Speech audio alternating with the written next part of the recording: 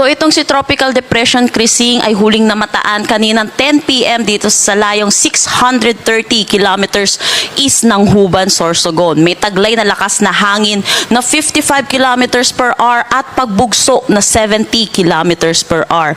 Ito'y kumikilos northwestward sa bilis na 10 kilometers per hour. Mamaya po mapakita natin yung magiging track nitong si Tropical Depression Krising. Samantala, meron din tayong southwest monsoon or habagat na nagpapaulan dito lalo na sa western section ng ating bansa. Mamaya din malalaman natin kung saan mga lugar magpapaulan itong southwest monsoon.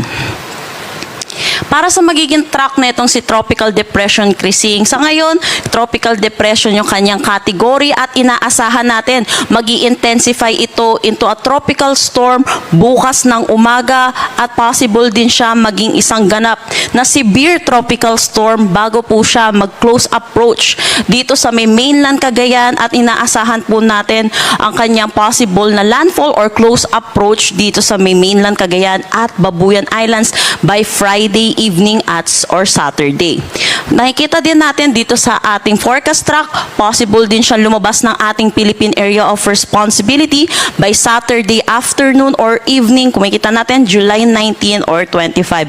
At bilang ito ay isang severe tropical storm. At hindi rin natin inaalis yung posibilidad na maging isang ganap itong typhoon category pero nasa labas na siya ng ating Philippine Area of Responsibility.